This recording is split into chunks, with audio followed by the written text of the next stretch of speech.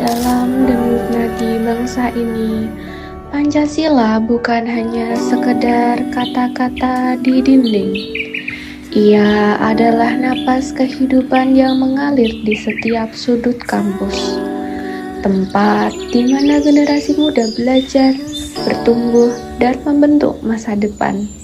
Mari kita saksikan bagaimana Pancasila bukan hanya ideologi, tapi jiwa yang hidup di kampus, membentuk pemimpin masa depan yang berintegritas, bersatu, dan adil.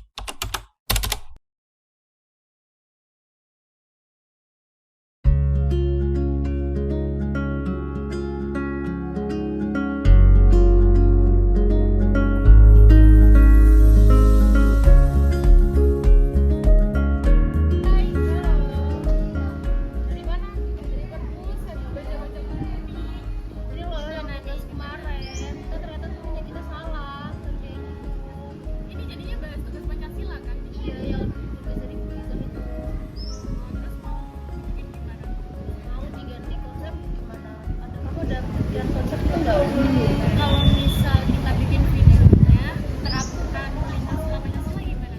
Jadi ada kayak 5 sila Pancasila gitu. Terus menurut kamu gimana?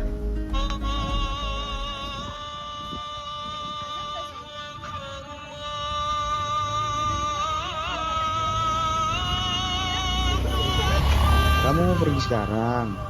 Kita lagi ngerjain tugas loh. Kalau kamu pergi, ini tugasnya nggak selesai-selesai nanti. Kamu gak boleh gitu. Sila pertama Pancasila kan mengajarkan kita untuk menghormati Tuhan Yang Maha Esa, yang berarti menghargai kebebasan beribadah orang lain, meski berbeda agama. Oh, ya udah. Aku minta maaf ya.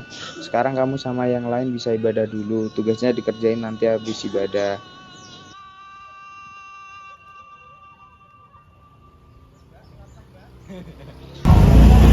Pancasila sila pertama bukan hanya sekedar kata-kata, namun kita buktikan dengan sikap toleransi dan saling menghargai dalam beragama.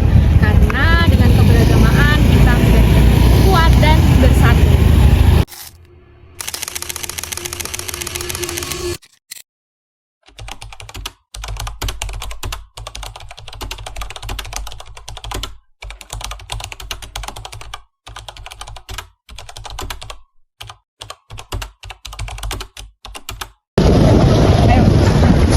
Kamu sih di sini. Apaan sih kok kamu di sini? Ini bukan tempatnya anak pelosok. Stop, kalian ngapain sih kayak gitu? Emang ini kok tanya? Itu kampus bukan tempat untuk diskriminasi orang kayak gitu. Boleh tahu? Ini kan tempat dia di sini. Dia Kamu nggak juga- seharusnya di sini. Kamu juga ngapain kalau dibully diem kayak gitu? Nggak berani kok.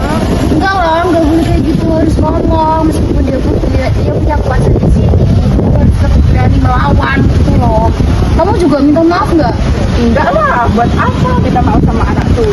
Kita tuh sebagai mahasiswa harus menerapkan sila kedua Pancasila. Jangan maaf saling membuli kayak gitu. Bener kata dia. Minta maafan sih. Ya, minta maaf cepat. Minta maaf. Aku minta maaf ya Sinta. Jadi Maafin nggak? Udah berdamai ya, jangan kayak gitu lagi. Ya jangan diulangi lagi ya. Di sini ngerjain tugas bareng gitu. Kan enak. Sila kedua Pancasila menekankan sikap penghormatan terhadap martabat manusia melalui sikap adil, empati, dan saling menghargai tanpa diskriminasi.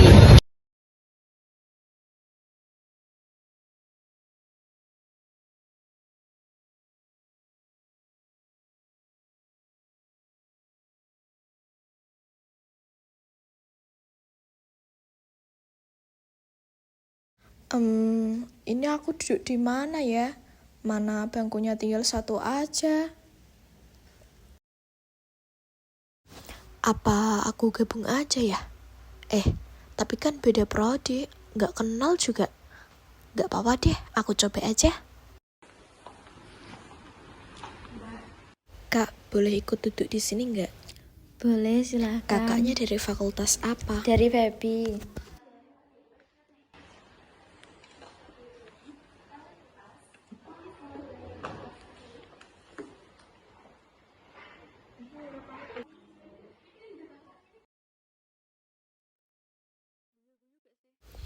Walau kita dari prodi ataupun fakultas yang berbeda, kita tetap satu dalam tujuan belajar, berkembang, dan membawa kebaikan untuk semua.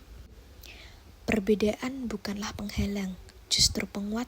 Bersama kita jauh lebih lengkap. Persatuan itu sederhana ketika kita menghargai perbedaan dan tetap berjalan bersama. Kita mungkin belajar hal yang berbeda, tetapi kita melangkah di kampus yang sama dengan semangat persatuan. Kamu tahu nggak sih? Satu kelompok aku tuh ada yang nggak mau kalau diajakin ke rekom. Masa sih? Iya, cuman karena beda suku aja. Terus gimana? Apa kita ajakin ke rekom aja ya? Ya gitu aja gak apa-apa, kasihan nanti. Sini ikut. Kita ke rekom ya besok-besok ya.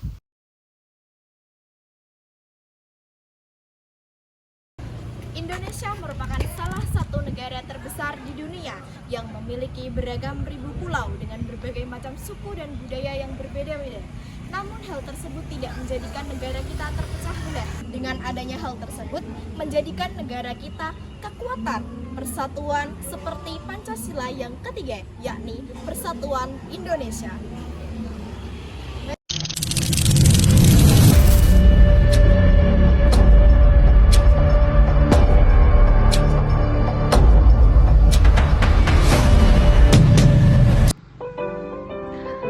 Sila keempat menegaskan bahwa setiap keputusan harus diambil melalui musyawarah yang adil, bijaksana, dan menghargai pendapat semua pihak.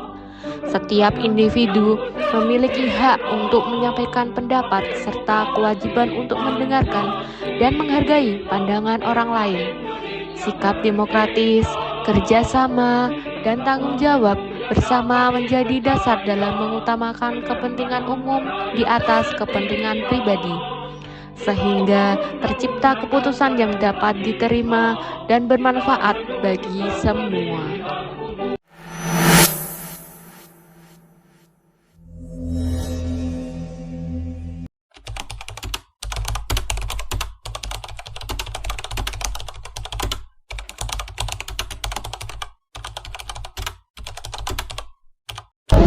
Di dalam perpustakaan kampus yang tenang, seorang dosen berjalan perlahan sambil membawa tumpukan buku yang tinggi.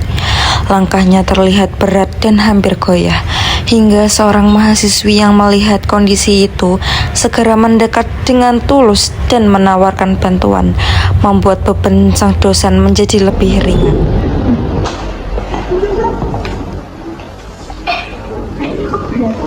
Iya, kita bantu dosen itu yuk. Ibu, ayo kita bantu, Bu. Iya, silakan.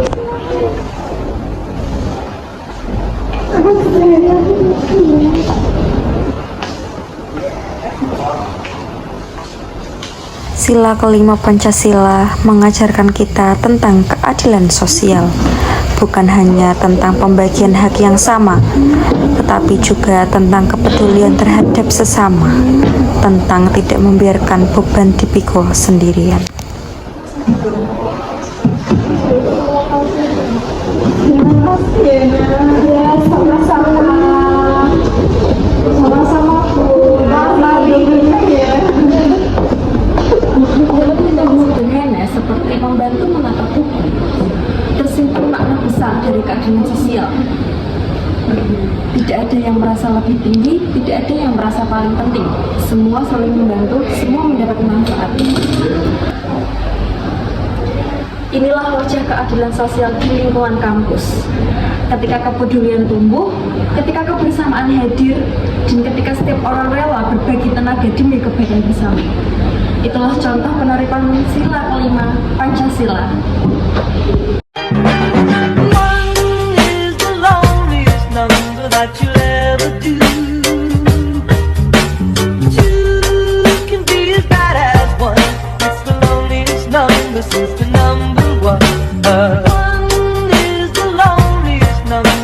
you'll ever do.